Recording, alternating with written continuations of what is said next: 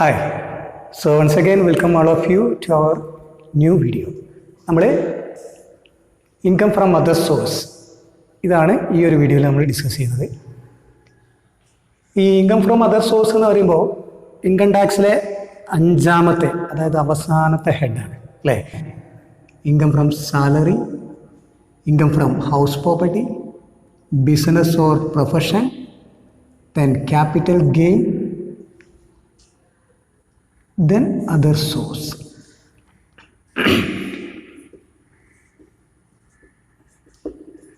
So this is the fifth or last head of income tax. ഈ 4 ഹെഡിലും വരാത്ത കാര്യങ്ങളാണ് ഏതിൽ വരിക? ആക്ച്വലി അതർ സോഴ്സ് എന്ന് പറയുന്ന ഹെഡിൽ വരുന്നത്. അപ്പോൾ അതുകൊണ്ട് എന്താണ്, ഏത് രീതിയിൽ നമുക്ക് ഇൻകം ഉണ്ടായിട്ടുണ്ടെങ്കിലും ഗവൺമെൻറ്റിന് ടാക്സ് കൊടുക്കേണ്ടി വരും എന്ന് ചുരുക്കം. നമ്മൾ ഒരിക്കലും എന്താണ് കഴിച്ചില്ല അവരാന്നർത്ഥം. ഓക്കെ, സോ ഇതൊക്കെ ഒരു കൂട്ടിയാൽ നമുക്ക് എന്താ കിട്ടുക? ഗ്രോസ് ടോട്ടൽ ഇൻകം കിട്ടും. ദെൻ അതിൽ നിന്ന് ഡിഡക്ഷൻ ഉണ്ട്, 80C to 80U. അത് കഴിഞ്ഞാലാണ് നമുക്ക് എന്ത് കിട്ടുക? ടോട്ടൽ ഇൻകം കിട്ടും. ഈ ടോട്ടൽ ഇൻകത്തിൻ്റെ പുറത്താണ് നമ്മൾ എന്ത് ചെയ്യുക? ടാക്സ് കാൽക്കുലേറ്റ് ചെയ്തെടുക്കുക വ്യക്തികളുടെയൊക്കെ. ഇതാണ് ഇപ്പോൾ നമ്മൾ ഡിസ്കസ് ചെയ്തുകൊണ്ടിരിക്കുന്നത്. സോ അതർ സോഴ്സ് എന്താണ്? അതർ സോഴ്സിൽ ഏതെല്ലാമാണ് അതർ സോഴ്സിൽ വരുന്ന ഇൻകങ്ങൾ എന്നാണ്. സോ ഇതിൽ നമ്മൾ ഇതിൻ്റെ ഡീറ്റെയിൽഡ് സ്റ്റഡിയിലേക്ക് വരാം. അത് നമുക്ക് PPT ഒക്കെ വെച്ചിട്ട് നമുക്ക് വൃത്തിയായിട്ട് ചെയ്യാം. ഇവിടെ നമ്മൾ ആദ്യമായിട്ട് ഇതിലേക്ക് പോകുന്നതിന് മുന്നേ നമ്മൾ പറയുന്ന 1-2 കാര്യങ്ങൾ, പ്രധാനപ്പെട്ട 1-2 കാര്യങ്ങൾ, അത് മനസ്സിലാക്കിയിട്ട് നമുക്ക് ഇതിൻ്റെ സെഷനിലേക്ക് പോകാം. ഓക്കെ, അതിലൊന്നാമത്തെ കാര്യം TDS. നമ്മൾ കഴിഞ്ഞ വീഡിയോസൊക്കെ ഇങ്ങനെ ചെയ്തപ്പോൾ അതിൻ്റെ ഇടയ്ക്ക് ഇങ്ങനെ പരാമർശിച്ചിട്ടുള്ള ഒരു വേർഡായിരുന്നു TDS അല്ലേ. അപ്പോൾ അത് ഇനി നമുക്ക് ഈ ഒരു സെഷനിൽ അത്യാവശ്യമായിട്ട് അറിഞ്ഞിരിക്കണം. അതുപോലെ തന്നെ എന്താണ് ഗ്രോസപ്പ് ചെയ്യുക, ഗ്രോസപ്പ് ചെയ്യുക എന്ന് പറഞ്ഞാൽ എന്താണ്? ഈ 2 കാര്യങ്ങളാണ് നമ്മൾ പ്രധാനമായിട്ടും അതർ സോഴ്സിലേക്ക് പോകുന്നതിന് മുന്നേ ആയിട്ട് നമ്മൾ ജസ്റ്റ് ഒന്ന് മനസ്സിലാക്കിയിരുന്നാൽ വളരെ സുഖമായിട്ട് നമുക്ക് എന്ത് ചെയ്യാൻ പറ്റും? ബാക്കി ഭാഗങ്ങളൊക്കെ ഇങ്ങനെ പെട്ടെന്ന് ക്ലിയർ ചെയ്യാൻ പറ്റും. നോക്കുക, TDS എന്താണ്? Tax deducted at source. Tax deducted at source. Source എമൗണ്ടിൽ നിന്ന് തന്നെ ടാക്സ് പിടിക്കുന്ന ഒരു പ്രക്രിയ, അതിനെയാണ് TDS എന്ന് പറയും. അതുപോലെ ഗ്രോസിംഗ് വളരെ സിമ്പിളായിട്ട് ഇത് ഇങ്ങനെ പറഞ്ഞാൽ ചിലപ്പം ചില ആളുകൾക്കൊന്നും അല്ലെങ്കിൽ ചില കുട്ടികൾക്കൊന്നും എന്താണ് ചിലപ്പോൾ ഒന്നുകൂടി ഒരു മനസ്സിൽ ഒരു വ്യക്തത കുറവ് വരാൻ സാധ്യതയുണ്ട്. അതുകൊണ്ട് ചെറിയൊരു എക്സാമ്പിളിലേക്ക് നമ്മൾ പോവാം. നോക്കാം, നിങ്ങൾക്ക് ഒരു ലോട്ടറി അടിച്ചു എന്ന് വിചാരിക്കാം. ഓക്കെ, വിന്നിങ് ഫ്രം ലോട്ടറി എത്രയൊരു 10 ലക്ഷം കിടക്കട്ടെ അല്ലേ, 10 lakh. സോ 10 ലക്ഷം നിങ്ങൾക്ക് ലോട്ടറി അടിച്ചിട്ടുണ്ടെങ്കിൽ ഈ 10 ലക്ഷം നിങ്ങളുടെ കയ്യിൽ കിട്ടുമോ? ഇല്ല, ഒരിക്കലും 10 ലക്ഷം നിങ്ങളുടെ കയ്യിലേക്ക് വരില്ല. അവിടെ ഗവൺമെൻറ് എന്ത് ചെയ്യും? ഒരു 30% പിടിക്കും. 10 ലക്ഷത്തിൻ്റെ 30% പിടിക്കും. 10 ലക്ഷത്തിൻ്റെ 30% എന്ന് പറയുന്നത് എത്ര ഉണ്ടായിരിക്കും? 3 lakh അല്ലേ. 10 ലക്ഷം ഇൻറ്റു 30/100. ദെൻ അത് പിടിച്ചാൽ ബാക്കി നമ്മുടെ കയ്യിലേക്ക് എത്ര കിട്ടുക? 7 lakh കിട്ടുക. ഇതിനെയാണ് നമ്മൾ നെറ്റ് എമൗണ്ട് എന്ന് വിളിക്കുന്നത്. നമുക്ക് തൽക്കാലം ഇതിനെ നെറ്റ് എമൗണ്ട് എന്ന് വിളിക്കാം. അപ്പോൾ 10 ലക്ഷത്തിൻ്റെ ലോട്ടറി അടിച്ചാൽ നിങ്ങളുടെ കയ്യിലേക്ക് എത്രയേ വരുള്ളൂ? 7 ലക്ഷം മാത്രമേ വരുള്ളൂ. ഓക്കെ, ഈ 30% കുറച്ചില്ല ഇവിടെ ഗവൺമെൻറ്. ഇത് ഏത് സോഴ്സിൽ നിന്നാണ് കിട്ടിയത്? ലോട്ടറി വിൻ ചെയ്തപ്പോൾ കിട്ടിയതാണ്. അപ്പോൾ വിന്നിങ് ഫ്രം ലോട്ടറി എന്ന ഒരു സോഴ്സിൽ നിന്നാണ് എന്ത് ചെയ്യുന്നത്? നമുക്ക് ഈ ഒരു എമൗണ്ട് നമുക്ക് കിട്ടിയത്. ഓക്കെ, അപ്പോൾ അതിൽ നിന്ന് ഗവൺമെൻറ് എന്ത് ചെയ്തിട്ടുണ്ട്? ഓൺ ദി സ്പോട്ടിൽ തന്നെ 30% പിടിച്ചിട്ട് ബാക്കിയാണ് നമുക്ക് തന്നത്. സോ ഈ 30%-നെ നമ്മളിവിടെ TDS എന്ന് പറയുന്നത്, ടാക്സ് ഡിഡക്റ്റഡ് അറ്റ് സോഴ്സ്. അതായത് സോഴ്സ് എമൗണ്ടിൽ നിന്ന് തന്നെ ടാക്സ് പിടിച്ചതിന് ശേഷം ബാക്കി നമുക്ക് നൽകുന്നു. ക്ലിയർ ആണല്ലോ?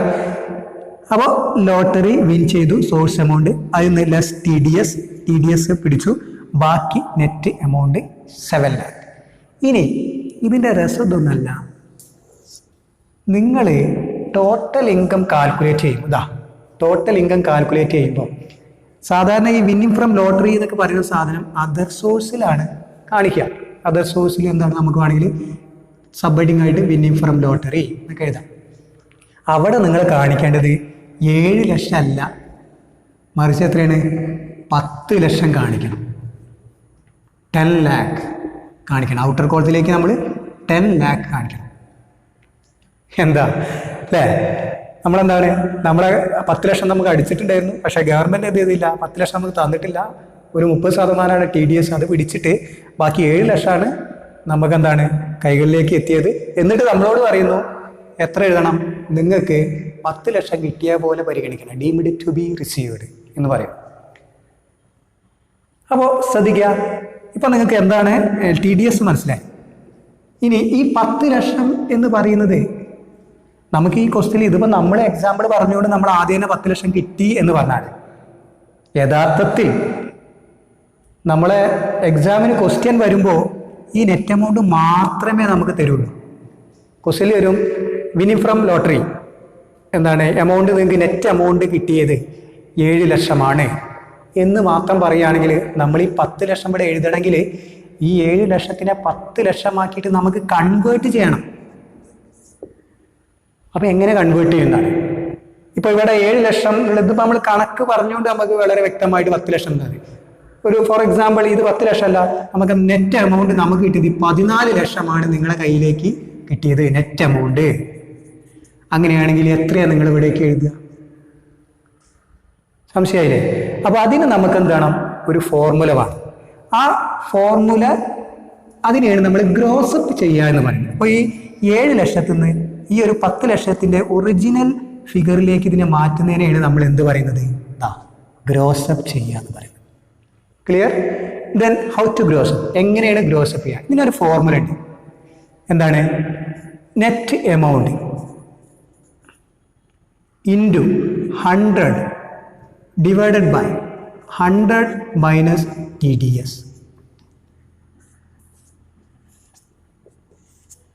ഈ ഫോർമുല അപ്ലൈ ചെയ്താൽ മതി. നമുക്ക് ഈ കണക്കിന് നോക്കാം. 7 lakh എങ്ങനെയാണ് നമുക്ക് ഇതിന് കിട്ടുക? ഇതിൻ്റെ നെറ്റ് എമൗണ്ട് എത്രയാണ്? 7 lakh ആണ് നമുക്ക് കിട്ടുക. നമുക്കറിയാം 7 lakh into 100 divided by 100 minus TDS എത്രയാണ്? 30 ആണ്. ഇതാണ് നമ്മൾ ഗ്രോസപ്പിൻ്റെ ഫോർമുല വെച്ച് നമുക്ക് ചെയ്തു. അപ്പോൾ നമുക്കറിയാം ഈ 100 മൈനസ് 30 എന്ന് പറയുന്നത് ഇവിടെ എത്രയാണ്? 70 ആണ് അല്ലേ? ഇനി നമുക്ക് വെട്ടാം. ഈ 70 ഇവിടെ 70, അപ്പോൾ 10,000 ഇൻറ്റു 100 എത്ര കിട്ടും? 10 ലക്ഷം. ക്ലിയർ? സോ ഇങ്ങനെ നമുക്ക് ഗ്രോസപ്പ് ചെയ്തിട്ട് എടുക്കാം. അപ്പോൾ ഗ്രോസപ്പ് ചെയ്തതിന് ശേഷം ഉള്ള എമൗണ്ടാണ് നമ്മൾ ഔട്ടർ കോളത്തിലേക്ക് എഴുതേണ്ടത്. അതുകൊണ്ട് ഈ കാര്യം ഈ അതർ സോഴ്സിൽ ഇത്തരത്തിലുള്ള ഒരുപാട് കാര്യങ്ങളൊക്കെ വരും. ഇപ്പോൾ സാധാരണയായിട്ട് ഈ കാര്യങ്ങളൊക്കെ വരുന്നത് സെക്യൂരിറ്റീസിൻ്റെ കേസിലൊക്കെ വരുന്നത്. സെക്യൂരിറ്റീസ് നമുക്ക് പറയാം എന്താണെന്ന്. പലതരത്തിലുള്ള സെക്യൂരിറ്റീസ് ഉണ്ട്. അപ്പോൾ ആ സെക്യൂരിറ്റീസിൻ്റെ പുറത്ത് നമുക്ക് കിട്ടുന്ന ഇൻട്രസ്റ്റ് അതൊക്കെ അധിക സമയങ്ങളിൽ നമുക്ക് എന്താണ് ഗ്രോസപ്പ് ചെയ്തിട്ട് ആ ഫിഗറാണ് നമ്മൾ ഇവിടേക്ക് കൊണ്ടുവരുന്നത്. അതുകൊണ്ട് നമ്മളിത് കറക്റ്റായിട്ട് എങ്ങനെ ഗ്രോസപ്പ് ചെയ്യണമെന്ന് കറക്റ്റായിട്ട് നമ്മൾ പഠിച്ചിരിക്കണം.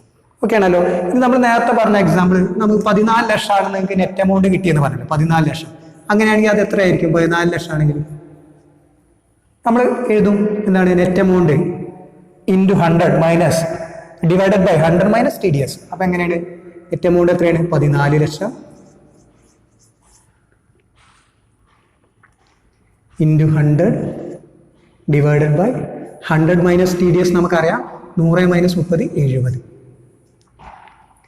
അപ്പം എന്തുണ്ടാവും? ഇതിവിടെ വെട്ടാം. 20 lakh 20 ലക്ഷം. ആ 20 ലക്ഷമാണ് നമ്മൾ ഇവിടെ എഴുതുക. അങ്ങനെ ഏത് ഫിഗർ നമുക്ക് തന്നാലും നമുക്ക് എന്താണ് നെറ്റ് എമൗണ്ട് തരികയാണെങ്കിൽ നമുക്ക് എന്ത് ചെയ്യാം? ഇതിന് വളരെ പെട്ടെന്ന് നമുക്ക് എന്ത് ചെയ്യാൻ പറ്റും? അതിനെ ഗ്രോസപ്പ് ചെയ്തിട്ട് ഒറിജിനൽ ഫിഗറിലേക്ക് മാറ്റാൻ നമുക്ക് സാധിക്കും.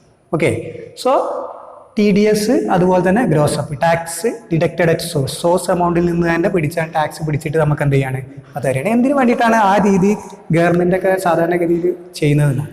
പ്രധാനമായിട്ടും ഗവൺമെൻറ് TDS പിടിക്കുന്നത് ടാക്സ് ഇവേഷൻ, അതൊരു പരിധി വരെ അല്ലെങ്കിൽ ടാക്സ് വെട്ടിപ്പ് അത് തടയുക അല്ലെങ്കിൽ മിനിമൈസ് ചെയ്യാൻ വേണ്ടിയിട്ടാണ്.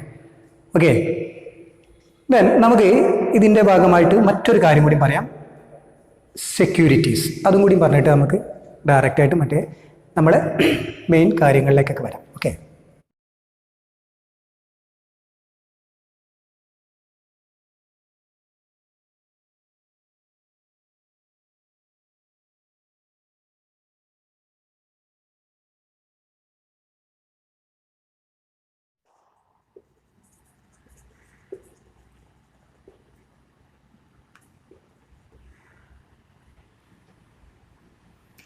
Okay, then kinds of securities. സെക്യൂരിറ്റീസിനെ കുറിച്ചാണ് പറയുന്നത് കേട്ടോ. സെക്യൂരിറ്റീസിന് പലതരത്തിലുള്ള സെക്യൂരിറ്റീസ് ഉണ്ട്. യഥാർത്ഥത്തിൽ എന്താണ് സെക്യൂരിറ്റി എന്ന് പറയുകയാണെങ്കിൽ നമ്മൾ ആ വേർഡ് ഒരുപാട് നമ്മൾ കേട്ടത് സെക്യൂരിറ്റി അല്ലേ. സിമ്പിളായിട്ട് നേർക്ക് ടാക്സിൽ ഒരു പ്രോപ്പർ ഡെഫിനിഷനൊന്നും എന്ത് കൊടുത്തില്ല, സെക്യൂരിറ്റീസ് കൊടുത്തിട്ടില്ല. There is no proper definition for securities in tax. പക്ഷേ ജനറലി നമുക്ക് സെക്യൂരിറ്റീസ് എന്ന് പറയുകയാണെങ്കിൽ എന്താണ്, ഇത് ഒരു നമ്മളെന്താണ് പൊതുജനങ്ങളുടെ കയ്യിൽ നിന്നും നമ്മളെന്താണ് പണം മേടിക്കുമ്പോൾ അതിന് അവർക്ക് പകരമായിട്ട് കൊടുക്കുന്ന ഒരു ഡോക്യുമെൻ്റ് എന്നൊക്കെ വേണമെങ്കിൽ നമുക്ക് സെക്യൂരിറ്റീസിനെ നമുക്ക് പറയാൻ പറ്റും. ഓക്കെ, ഡോക്യുമെൻ്റ് അക്നോളജിങ് ദി ഡെപ്റ്റ്. ദെൻ ഇങ്ങനെ ഈ സെക്യൂരിറ്റീസിൻ്റെ പുറത്ത് നമുക്ക് എന്ത് കിട്ടും, ഇൻട്രസ്റ്റ് കിട്ടും. ഇൻട്രസ്റ്റ്, അതിനാണ് നമ്മൾ ഇൻട്രസ്റ്റ് ഓൺ സെക്യൂരിറ്റീസ് എന്ന് പറയുന്നത്. ഇൻട്രസ്റ്റ് ഓൺ സെക്യൂരിറ്റീസ് നമ്മൾ പല ഭാഗങ്ങളിൽ നമ്മൾ കേട്ട ഒരു പേരാണ് അല്ലേ. അപ്പോൾ ഇത്തരത്തിലുള്ള ഇൻട്രസ്റ്റ് ഉണ്ടല്ലോ അത് ടാക്സബിൾ ആണ്. ആ ടാക്സ് ചെയ്യുന്നത്, അതായത് ഇൻട്രസ്റ്റ് ഓൺ സെക്യൂരിറ്റീസ് എന്ന് പറയുന്നത് അതർ സോഴ്സിൽ ടാക്സബിൾ ആണ്. ഓക്കെ, ദെൻ പല തരത്തിലുള്ള ഡിഫറെൻറ്റ് ടൈപ്സ് ഓഫ് സെക്യൂരിറ്റീസ് ഉണ്ട്. അത് സാധാരണയായിട്ട് തിയറി ആയിട്ടും ചോദിക്കാറുണ്ട്.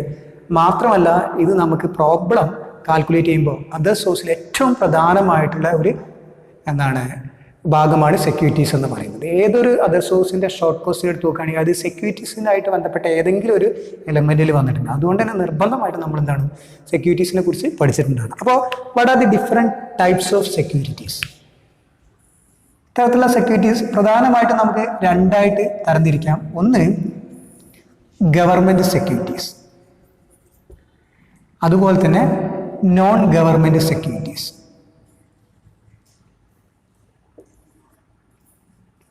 Government securities, non government security. Government securities എന്ന് പറഞ്ഞാൽ പേരിൽ തന്നെ ഉണ്ട്, ഗവൺമെൻറ് ഇഷ്യൂ ചെയ്യുന്ന securities. Okay, government securities. Non government എന്ന് പറഞ്ഞാൽ എന്താണ്, അതിനാണ് നമ്മൾ കൊമേഴ്ഷ്യൽ സെക്യൂരിറ്റീസ് എന്ന് പറയാം. അപ്പോൾ it is also known as commercial securities, government അല്ലാത്ത സ്ഥാപനങ്ങൾ. ഓക്കെ,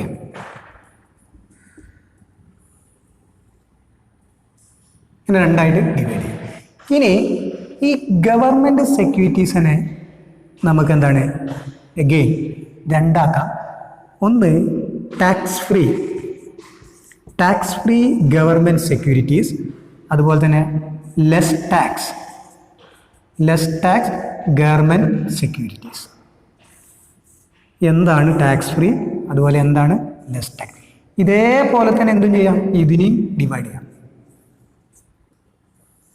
എന്താണ് ടാക്സ് ഫ്രീ കൊമേഴ്സ്യൽ സെക്യൂരിറ്റീസ്, അതുപോലെ തന്നെ less tax commercial securities.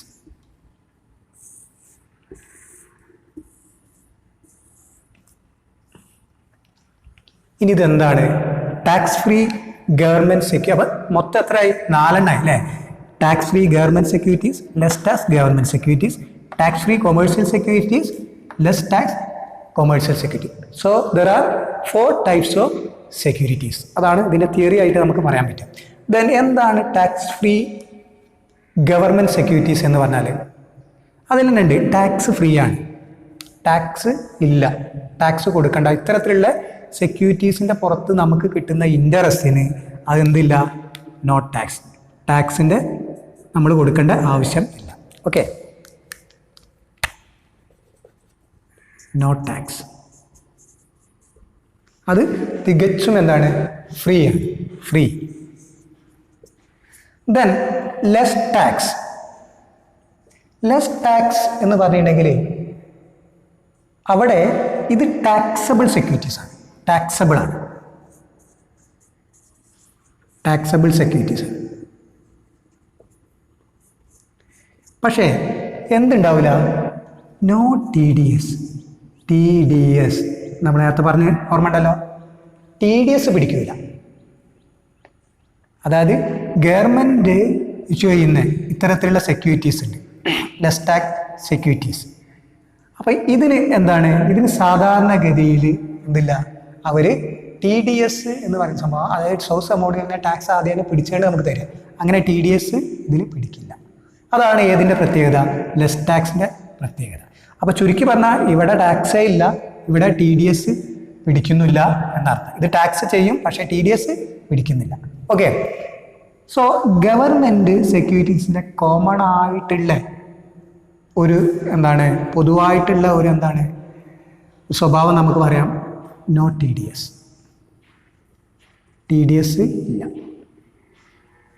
Commercial securities എന്നുണ്ട്, ടി ഡി എസ് ഉണ്ട്. അപ്പോൾ നമുക്ക് ഈ ടി ഡി എസിൻ്റെ ഒക്കെ ആവശ്യം, ഇത് ടി ഡി എസ് പിടിക്കാത്തതുകൊണ്ട് പ്രശ്നമൊന്നുമില്ല, നമുക്ക് കിട്ടിയ എമൗണ്ട് എഴുതിയാൽ മതി.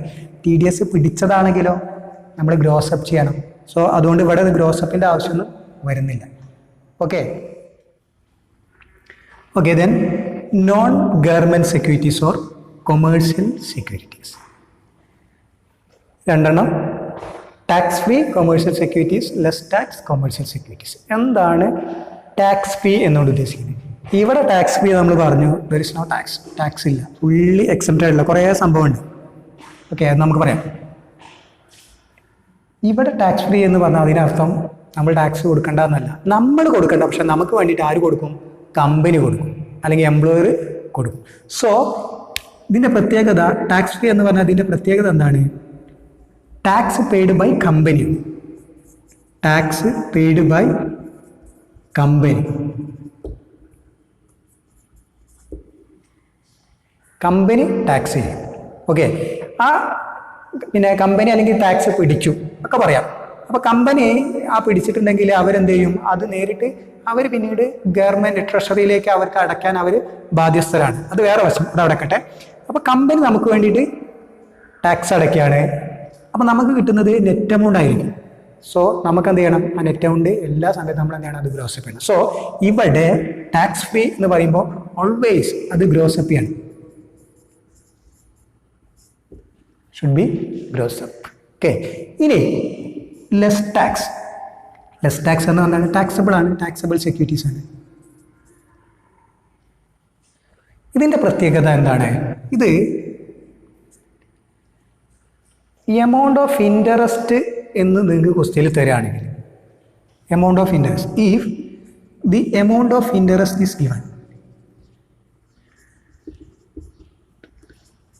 Amount of interest received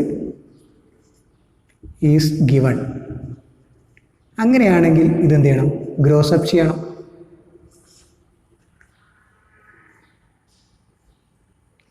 then percentage of interest ആണ് തരുന്നതെങ്കിൽ എന്ത് ചെയ്യേണ്ട? Not gross up. ഗ്രോസപ്പ് ചെയ്യേണ്ട ആവശ്യമില്ല. അപ്പം ഇത്രയും കാര്യങ്ങൾ എന്ത് ചെയ്യണം? ഈ ഒരു കൈൻഡ്സ് ഓഫ് സെക്യൂരിറ്റീസ് എന്ന് പറഞ്ഞായിട്ട് ബന്ധപ്പെട്ട് നിങ്ങൾ മനസ്സിൽ വെക്കണം. കൈൻഡ്സ് ഓഫ് സെക്യൂരിറ്റീസ് 4 തരത്തിലുണ്ട്. പ്രധാനമായിട്ട് 2 ആയിട്ട് വരാൻ government securities, commercial securities. Government again classified to tax free government securities, less tax. Tax free എന്ന് പറഞ്ഞാൽ ഫുള്ളി ടാക്സ് ഫ്രീ ആണ്, നമ്മളൊന്നും ചെയ്യേണ്ട ആവശ്യമില്ല. ദെൻ എന്താണ് ലെസ് ടാക്സ് എന്ന് പറയുമ്പോൾ അത് ടാക്സബിൾ സെക്യൂരിറ്റീസ് തന്നെയാണ്. അവിടെ എന്തില്ല? നമ്മളെന്താണ് ടി ഡി എസ് ഇല്ല. അതുകൊണ്ട് തന്നെ എന്തും ചെയ്യേണ്ട? Not grossed up. Not gross up. Gross up ചെയ്യേണ്ട ആവശ്യമില്ല. ഓക്കെ. കൊമേഴ്ഷ്യൽ സെക്യൂരിറ്റീസിൻ്റെ പ്രത്യേകത അത് ടാക്സ് ഫ്രീ ഉണ്ട്. ടാക്സ് ഫ്രീ ഉണ്ട് പറഞ്ഞിട്ടുണ്ടെങ്കിൽ നമുക്ക് ടാക്സ് ഫ്രീ ആണ്, പക്ഷെ അത് എന്ത് ചെയ്യുന്നുണ്ട്? കമ്പനി ടാക്സ് അടയ്ക്കുന്നുണ്ട്. ഓക്കെ. അതുകൊണ്ട് തന്നെ എന്താണ്?